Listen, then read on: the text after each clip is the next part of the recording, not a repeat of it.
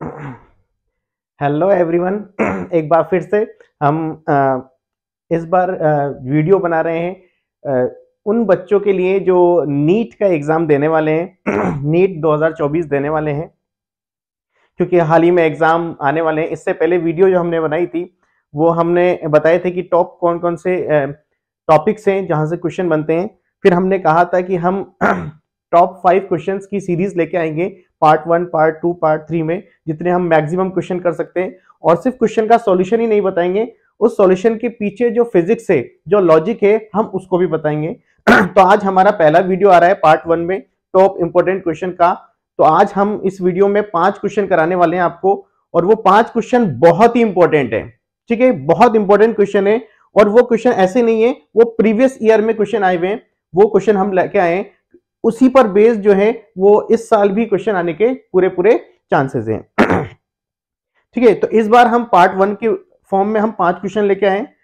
तो हम सिर्फ क्वेश्चन का सॉल्यूशन ही नहीं देखेंगे, उस क्वेश्चन के सॉल्यूशन के पीछे जो फिजिक्स का लॉजिक है, यानी हम उसके पीछे की फिजिक्स को समझेंगे, ताकि उस पर बेस्ड जो भी आने वाले क्वेश्चन है हम उसको आसानी से कर पाए। ठीक है, तो पूरी वीडियो को ध्यान से देखना, पीछे के लॉजिक को समझना। कोई भी प्रॉब्लम हो तो कमेंट बॉक्स में हमें कमेंट करके बताना, हम उसकी प्रॉब्लम का सॉल्यूशन करेंगे। वीडियो को स्किप मत करना, एक एक क्वेश्चन को ध्यान से करेंगे। ठीक है, पहला क्वेश्चन जो है वो हमारे सामने क्या है, मैंने इंग्लिश और हिंदी मीडियम दोनों के लिए मैंने क्वेश्चन लिख रखे हैं, और इसलिए दोनों को आसानी रहेगी। तो सबसे पहले अगर हम बात करते हैं क्वेश्चन नंबर फर्स्ट जो हम लेके आए, ये क्वेश्चन नंबर फर्स्ट जो है वो लेके आए हम वेक्टर से। ठीक है, तो ये फर्स्ट क्वेश्चन क्या कह रहा है, if the magnitude of sum of two vectors is equal to the magnitude of difference of the two vectors and the angle between these vectors is. ठीक है, हिंदी में बोलते हैं, यदि दो सदिशों के योग का परिमाण उन दोनों सदिशों के अंतर के परिमाण के बराबर है, तो इन दोनों सदिशों के बीच का कोण होगा। ठीक है, तो ये क्वेश्चन आ रहा है नीट फर्स्ट 2016। ये फर्स्ट इसलिए लिखा हुआ है क्योंकि 2016 में नीट के 2 एग्जाम हुए थे, फर्स्ट और सेकंड, तो ये फर्स्ट में आया हुआ है। बहुत ही इंपॉर्टेंट क्वेश्चन है, इस पर बेस्ड जो है इस साल भी क्वेश्चन आने के पूरे पूरे चांसेस हैं, तो इसलिए ध्यान समझना। देखो वेक्टर का फॉर्मूला है, ठीक है, वेक्टर का क्वेश्चन है, तो इसके लिए आपको एक इंपॉर्टेंट फॉर्मूला आपको पता होना चाहिए कि अगर हमारे पास 2 वेक्टर होते हैं, ठीक है, जैसे हमने माना कि हमारे पास 2 वेक्टर है, पी वेक्टर और क्यू वेक्टर, और इसका हमें क्या करना है, सम करना है। ठीक है, और उनके बीच में एंगल बनता है थीटा, तो उसके लिए एक फॉर्मूला होता है, आप याद कर लेना। देखो फिजिक्स में फॉर्मूला बहुत इंपॉर्टेंट है, बहुत इंपॉर्टेंट है। पूरे क्वेश्चन जो है फॉर्मूला बेस्ड होते हैं। ठीक है, आपको कंसेप्ट लगाना चाहिए और फॉर्मूले याद होने चाहिए। तो देखो आपको पता होना चाहिए कि जनरल फॉर्मूला क्या होता है, इसका हम सॉल्यूशन करें। जनरल फॉर्मूला है आर इज इक्वल टू क्या होता है, P square plus Q square plus 2pq cos theta, 2pq cos theta under root के अंदर। ठीक है, ये रिजल्टेंट निकालने का फॉर्मूला है। अब हमारा क्वेश्चन क्या कह रहा है, अब हमारा क्वेश्चन कह रहा है कि if the magnitude of sum of two vectors, ठीक है, यानी p vector plus q vector, इन दोनों का मैग्नीट्यूड, ये मैग्नीट्यूड निकाल लिया भाई। ठीक है, उसके बाद ठीक है मैग्नीट्यूड और किसके बराबर है, इन दोनों के डिफरेंस के इसके बराबर। तो जब इसको खोलते हैं तो क्या आता है, P square plus Q square plus 2pq cos theta. ठीक है, इसको जब ओपन करेंगे तो P square plus Q square minus का 2pq cos थीटा। ठीक है, पी स्क्वायर से पी स्क्वायर गया, क्यू स्क्वायर से क्यू स्क्वायर गया। देखो इसी फॉर्मूले पे बेस्ड है पूरा। ठीक है, 2pq cos थीटा। ठीक है, तो 2pq cos थीटा को मैं अगर इधर लेके आऊं, ठीक है, इधर लेके आऊं तो ये हो गया 4pq cos थीटा। मुझे तो एंगल बताना है, बराबर 0, 4pq तो 0 में चला गया, यानी cos थीटा बराबर 0, यानी cos थीटा, यानी 0 किसमें होता है, cos 90 में होता है, यानी आपका थीटा बराबर कितना आ गया, 90 डिग्री। आपका पास थीटा बराबर क्या आ गया, 90 डिग्री। ये था हमारा पहला क्वेश्चन, जिसका आंसर है 90 डिग्री। देखो बहुत ही सिंपल कॉन्सेप्ट लगाया हमने वेक्टर का, वेक्टर एडिशन का, कि हमारे पास 2 वेक्टर हैं, तो 2 वेक्टर का एडिशन जो है वो हम उसके लिए सिंपल सा फॉर्मूला होता है कि r is equal to under root में P square plus Q square plus 2pq cos theta. अगर माइनस जैसे ये दे रखा है, इसका अगर मैं अंडर रूट में भी लिखता हूं तो दोनों का अंडर रूट कट जाता है वैसे भी, ठीक है। माइनस में माइनस आता है और प्लस में प्लस आता है। इसको हम जनरली सॉल्व करते हैं, बहुत सिंपल तरीके से सॉल्व किया है, बहुत सीधा कॉन्सेप्ट है, ठीक है। तो for P Q cos theta बराबर 0, cos थीटा बराबर 0, cos थीटा बराबर, अब 0 कॉस में कितने एंगल पे आता है, कितने डिग्री पर आता है, cos 90 पर, यानी theta is equal to 90 degree, यानी इसका आंसर होगा 90 डिग्री, ठीक है। तो पहला क्वेश्चन बहुत ही इजी क्वेश्चन था, वेक्टर में से था, ठीक है। अब हम बात करते हैं सेकंड क्वेश्चन की, ठीक है। अब देखिए सेकंड क्वेश्चन जो हम पढ़ेंगे वो पढ़ लें एरर में से। सेकंड क्वेश्चन जो है वो एरर में से,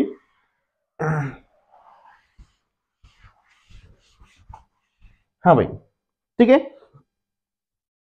question number second, in an experiment, जल्दी जल्दी लिखेंगे, in an experiment four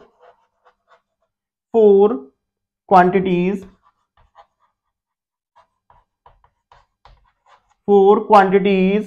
A, B, C and D, A, B, C and D measured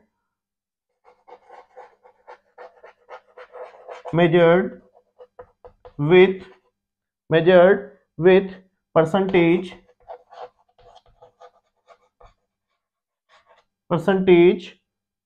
error 1%, 2%, 3% and 4% respectively.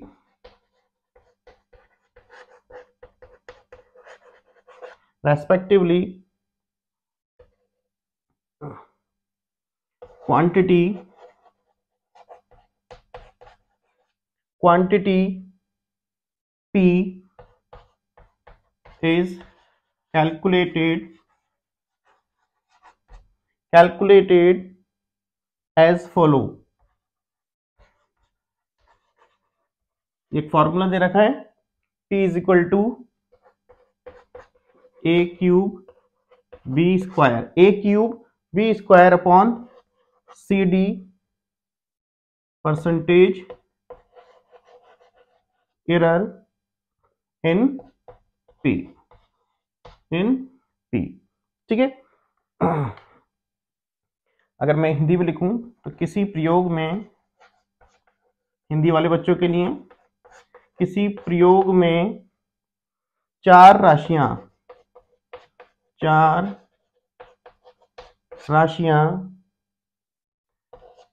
A, B, C व D के मान के मापन में क्रमशः 1%, 2%, 3% व 4% की त्रुटि होती है,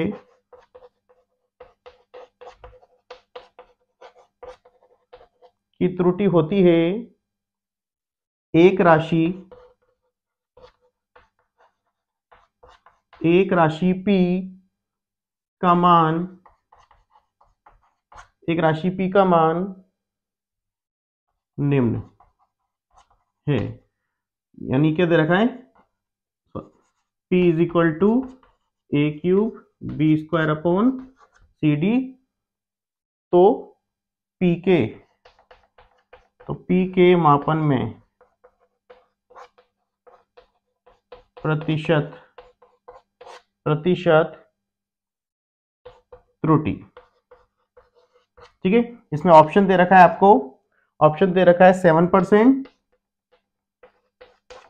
सेकंड दे रखा है 4%, थर्ड दे रखा है 14%, और फोर्थ दे रखा है 10%। ये आपको क्वेश्चन दे रखा है, हाँ भाई, ये आपको क्वेश्चन दे रखा है। देखो बहुत ही इंपॉर्टेंट क्वेश्चन है एरर का और बहुत आसान है। इसका कॉन्सेप्ट समझना, फॉर्मूला बेस्ड है पूरा। क्या दे रखा है देखो, in an experiment 4 quantities A, B, C and D measured with a percentage error 1%, 2%, 3% and 4% respectively. Quantity P is calculated. ये फॉर्मूला दे रखा है P का, आपको निकालना है P की एरर परसेंट। यानी किसी 4 राशियां दे रखी है ABCD, इनके 1%, 2% दे रखे हैं, ठीक है। P को दे रखा है A3B² ठीक है। और आपको क्या पूछा है, P के मापन में कितनी प्रतिशत त्रुटि होगी, ठीक है। तो इसके लिए क्या फॉर्मूला देखो, डेल्टा P, बहुत simple formula, delta P upon P is equal to क्या आएगा देखो, A³ यानी 3 delta A upon A plus फिर B² यानी 2 delta B upon B plus C यानी 1 है, यानी delta C upon C plus 1 delta D upon D। बहुत सिंपल फॉर्मूला है। 3 डेल्टा A अपॉन A कितनी दे रखी है 1 प्लस 2, ये 2 दे रखी है, और 1 इंटू ये कितनी दे रखी है 3 प्लस 1 इंटू 4, यानी कितना हो गया 3 प्लस 4 प्लस 3 प्लस 4, 4 और 3 7 और 3 10 और 4 14, कितने परसेंट आ गया 14%। इतना सिंपल फॉर्मूला, इतना सिंपल क्वेश्चन नीट में आया हुआ क्वेश्चन है, ठीक है। किस में आया हुआ है देखो, नीट 2013 में, नीट 2013 में। बताओ, इतना सिंपल क्वेश्चन है कि फॉर्मूला बेस्ड है, फॉर्मूला लगाओ आपका आंसर आ जाएगा, फॉर्मूला लगाओ आपका आंसर आ जाएगा।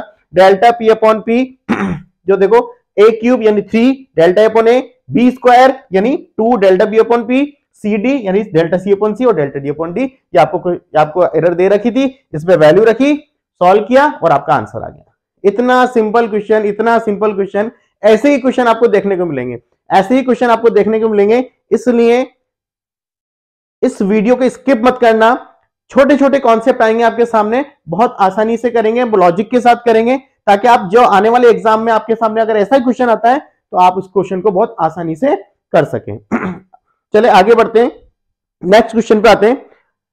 अब क्वेश्चन जो आ रहा है, ऐसे क्वेश्चन आपके सामने 101% दिखेंगे, ठीक है। और आज उसी टाइप के हम जो क्वेश्चन करने वाले हैं वो क्वेश्चन करेंगे, 2 या 3 क्वेश्चन करने वाले हैं, यानी बचे जो क्वेश्चन है वो पूरे उस पे हैं, यानी हम करने वाले हैं डायमेंशंस पे, ठीक है।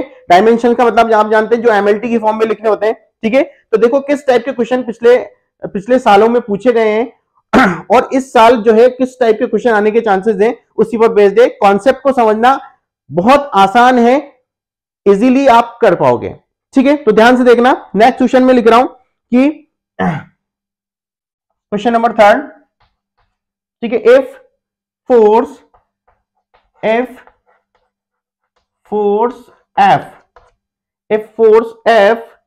Velocity v,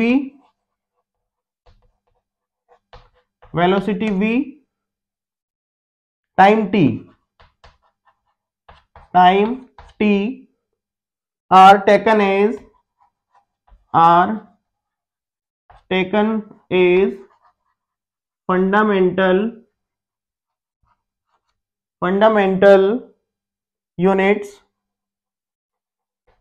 fundamental units, then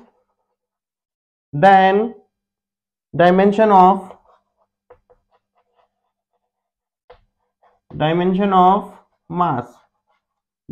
of mass r, ठीक है। यानी यदि बल F, वेग v, समय t को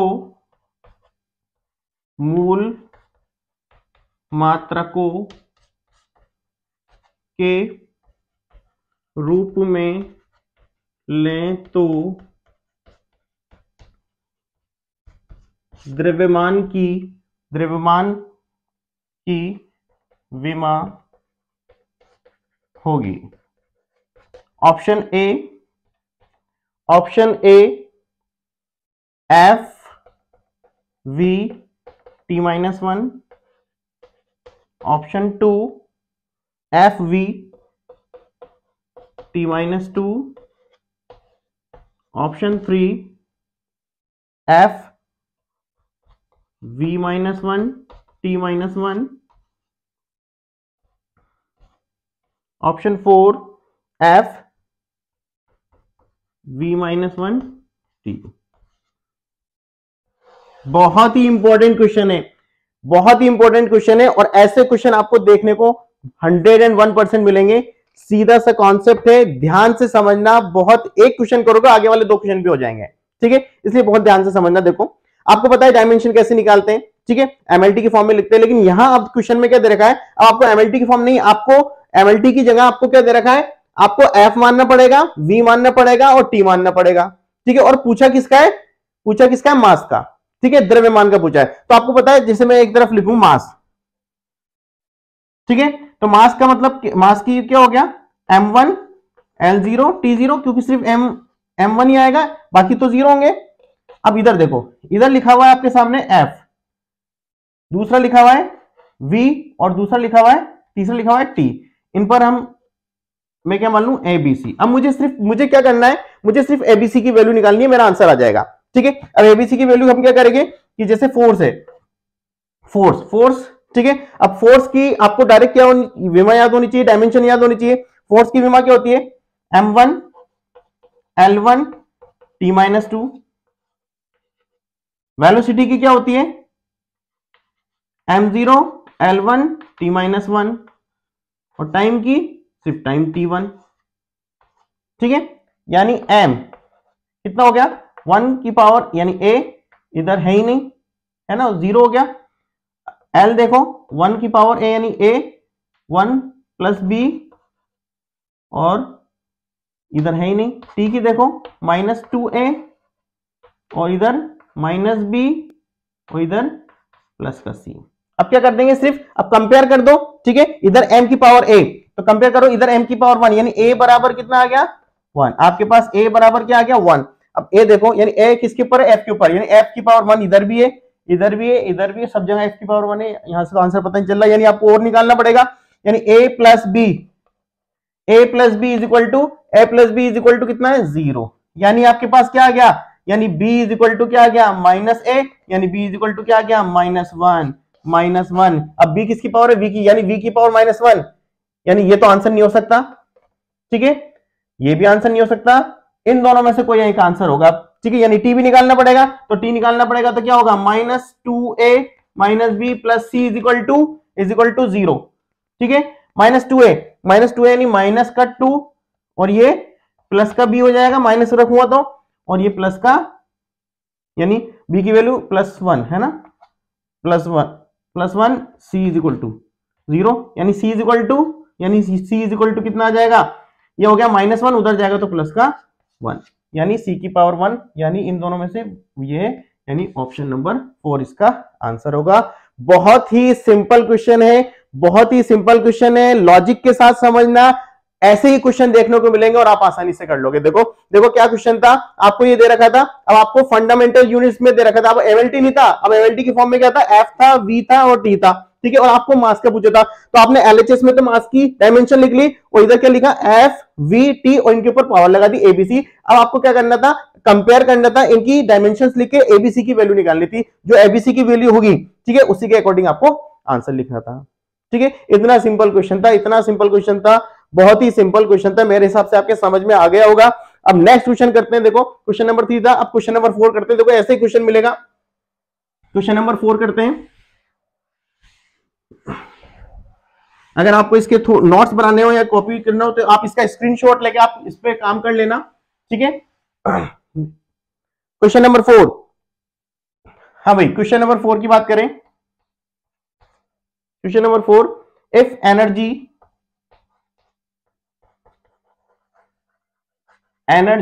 capital E,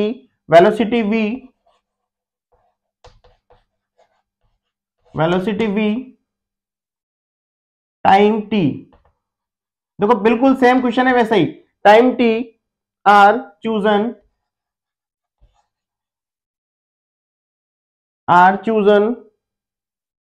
as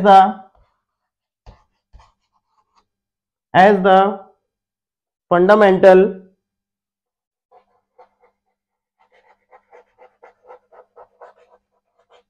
as the fundamental quantities. ये सब आए हुए क्वेश्चन है, प्रीवियस ईयर के क्वेश्चन कर रहे हैं हम। Quantities,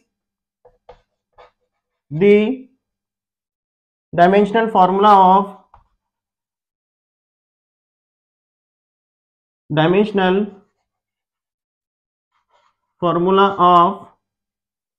of surface tension is, ठीक है। यानी यदि, इसको हिंदी में लिख देता हूं मैं, यदि ऊर्जा E, वेग V और समय कैपिटल T को मूल राशियां माने तो पृष्ठ तनाव की विमा, सरफेस टेंशन को पृष्ठ तनाव बोलते हैं, पृष्ठ तनाव की विमा होगी। हाँ भाई, ऑप्शन ए दे रखा है, वो दे रखा है देखो, e की पावर -2, e की पावर -2, v की पावर -1 और t की पावर -3।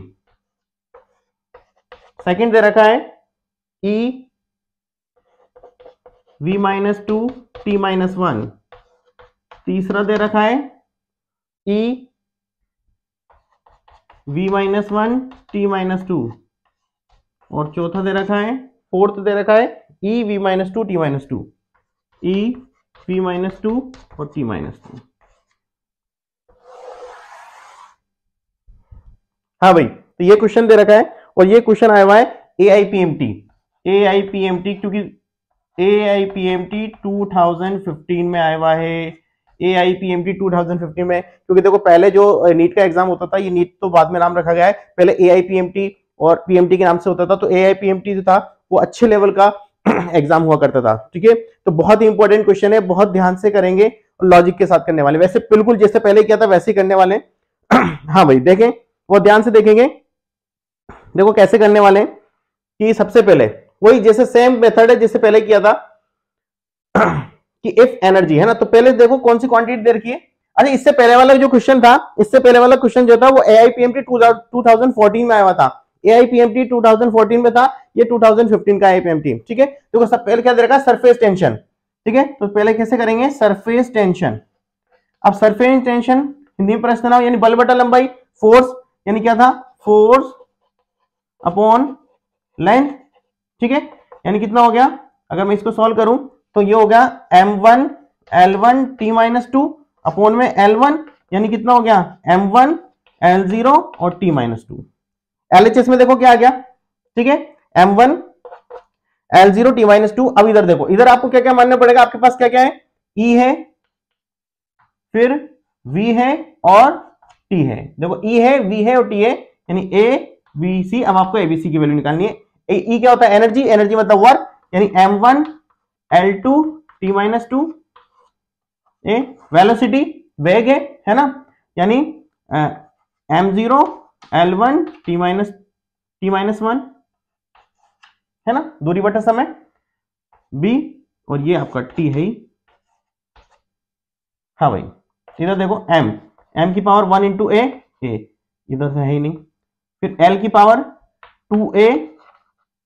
2A प्लस B, इधर है ही नहीं, और इधर फिर उसके बाद T की -2A -B और प्लस का C।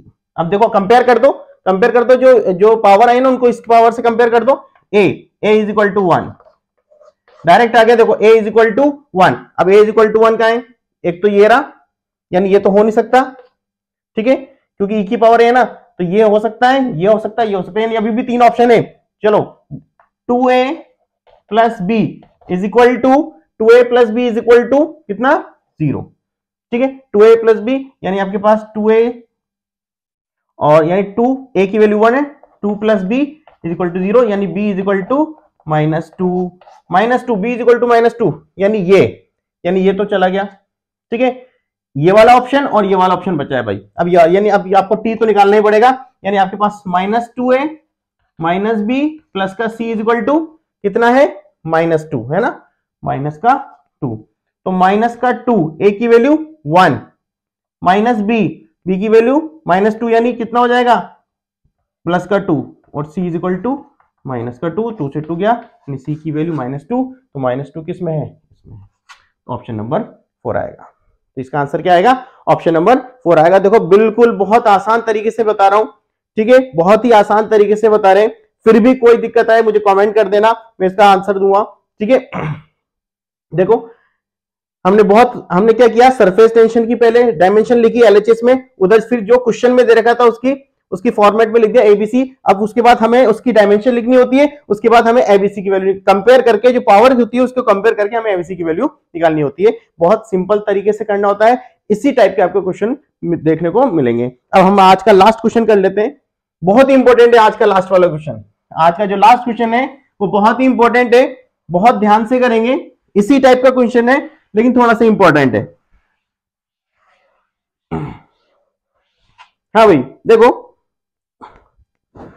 क्वेश्चन है आज का लास्ट क्वेश्चन, बहुत ही इंपॉर्टेंट क्वेश्चन है। Planck constant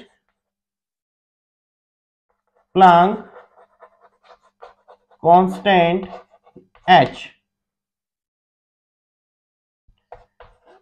speed of light in vacuum c,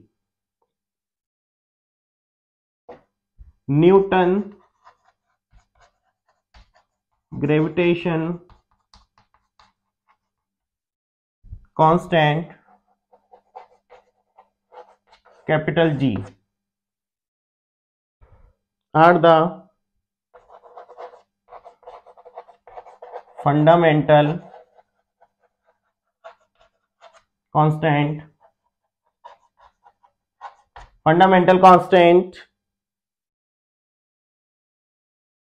which of following combination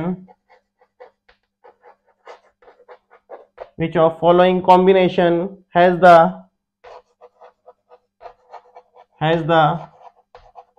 dimension of length। ठीक है, इसको हिंदी में लिख देते हैं एक बार, ठीक है। यदि प्लांक नियतांक h, निर्वात में प्रकाश का वेग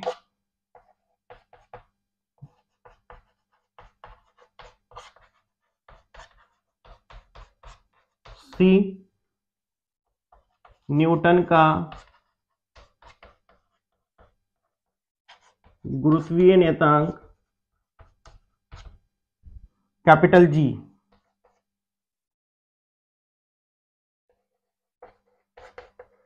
मूल नियतांक हो तो निम्न में से किसकी विमा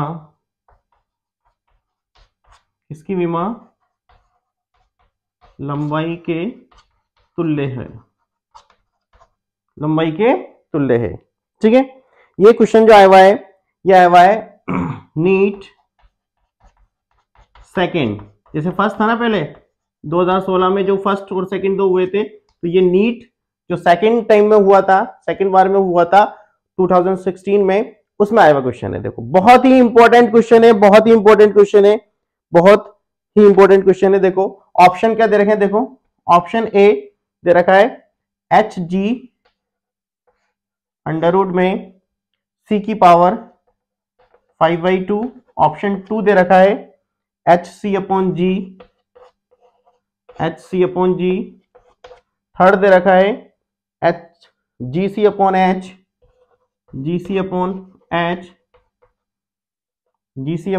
एच, और फोर्थ दे रखा है एच जी अपॉन में c की पावर 3/2। ये आपको दे रखा है, सेम वही क्वेश्चन है लेकिन थोड़ा सा इंपॉर्टेंट क्वेश्चन है ये वाला, ठीक है। तो ऐसे क्वेश्चन जरूर देखने को मिल सकते हैं आपको, तो बहुत आराम से करेंगे। देखो बहुत सिंपल मेथड के साथ करने वाले हैं। हाँ भाई, अब सबसे पहले देखो, सबसे पहले इंपॉर्टेंट देखो, कुछ नाम बड़े इंपॉर्टेंट है यहां पर, जैसे प्लांक कांस्टेंट हुआ, ठीक है, और स्पीड ऑफ लाइट, ये तो कांस्टेंट होता है, और ये भी मतलब speed of light in vacuum, Newton's का ग्रेविटेशन। तो इसकी डायरेक्ट आपको फॉर्मूला याद होनी चाहिए, डायरेक्ट डायमेंशन फॉर्मूला याद होनी चाहिए। जैसे अगर मैं बात करूं, जैसे अगर आपको अगर एच की बात करें तो आपको एक जनरल फॉर्मूला पता होना चाहिए, जिसे आपने पढ़ा होगा, बोर का mvr is equal to, Bohr का जो सेकंड पोस्टुलेट है, nh अपॉन 2 पाई। तो आपको पता है n कांस्टेंट है, 2 पाई कांस्टेंट है, यानी जो h, यानी जो mvr, जो एंगुलर मोमेंटम, जो एंगुलर मोमेंटम है, जो एंगुलर मोमेंटम की डायमेंशन होगी, वही किसकी डायमेंशन होगी, प्लांक कांस्टेंट की डायमेंशन होगी, ठीक है। तो यानी m मतलब m1, ठीक है, और ये हो गया L1 और t -1, लेकिन r आ गया तो एक और L आ गया, यानी m1 L2 t -1। तो ये कितना हो गया, m1 L2 t -1 हो गया। ऐसे अगर मैं g की बात करूं तो g की आपको डायरेक्ट याद होनी चाहिए, क्या है, m-1 L3 और t -2, ठीक है, ये कैपिटल G की है, तो ये भी आपको डायरेक्ट याद होनी चाहिए, है ना।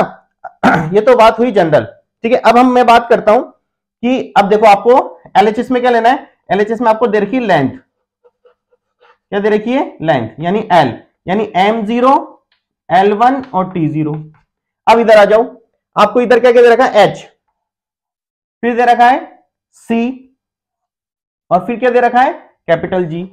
इस पे लगा दो A, ये B और ये C, ठीक है। ध्यान रखना ये C, ये पावर वाले C है ना, ध्यान रखना ये दो, ये अलग C है और ये अलग C है।